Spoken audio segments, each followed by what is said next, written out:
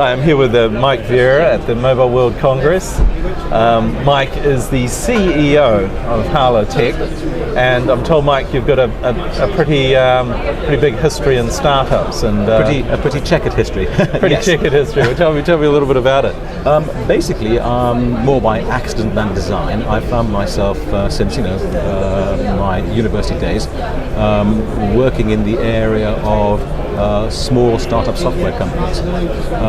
So you could say, I haven't really had a proper job for most of my career.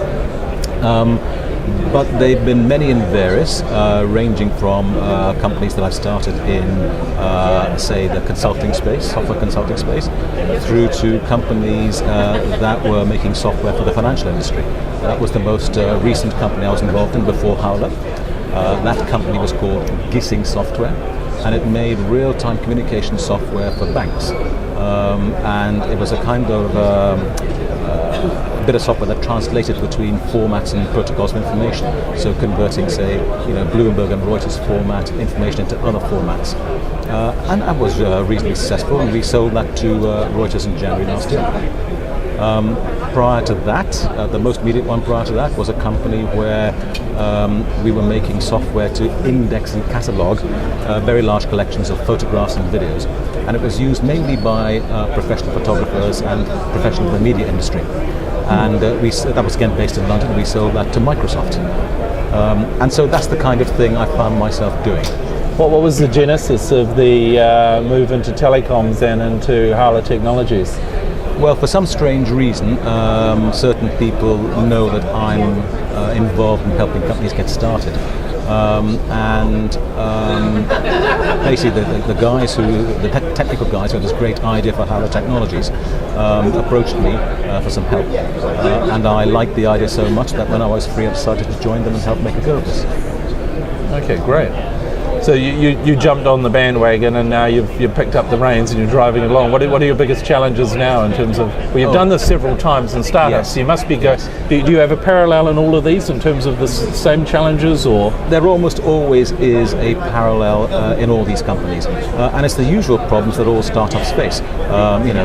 Funding thing to start off with, making sure the product is completed, A, to specification, B, on time, and then, and above all, most of all, making the sales. Okay, so there's a whole huge range of things you have to be doing to ensure that happens.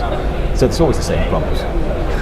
You can't make good enough products that people bang on your door, yeah? That's exactly. And this is no different in that sense. We think we have something that's pretty revolutionary here. We think we are doing it somewhat differently to the way that people traditionally have done this sort of thing in the telecoms industry. And we just have to make sure we get the commercial attractiveness of it correct as well. Okay. What do you think of the show? Is this your first time at this show? This is my first time at the show. Mind you, like most people, I think I've heard of this show. It used to be called GSM. GSM, everybody called it GSM. Yeah, it's exactly. Hard to move out of that mindset. And people used to talk in hushed tones of how big it was. And so, of course, coming to this for the first time, I'm thinking, yes, they were right. It is quite big. It's a really very, very big show. Yeah, sure. I'm impressed. Especially at these times when I would have thought that the budgets for doing this sort of thing may have been, cut. But then again, I guess people would have been planning for this a long time before, so they've had to go through it.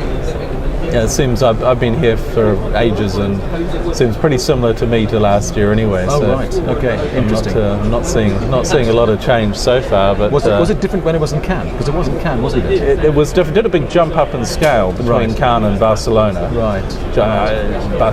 The capacity constraint in Cannes was removed, and it probably went up about 20,000 people, I think. So. Wow. So what's Telco Professionals all about? Oh well, it's a social network specifically for people in the telecoms and media industry. Right. And because it's specifically for people in that one industry, we're able to put a lot of content in. Right. And within the content, we're able to drill down into all the specific areas within the telco and media industry. So there's information on everything from microsites to people in marketing within this space, and there's room for people to promote themselves as individuals. People can contact each other without needing to linked to each other, and you can control your privacy from your end. You can't get contacted by somebody paying to contact you. Interesting. So it's reasonably open in terms of contact, and it's a very professional community, and everything's monitored, and we keep it to a very professional standard. And we also allow companies to promote themselves within it as well, because it's a very specific space and a relatively easy space, therefore, to companies to get their messages out to very specific audiences. So, are you a relatively young network?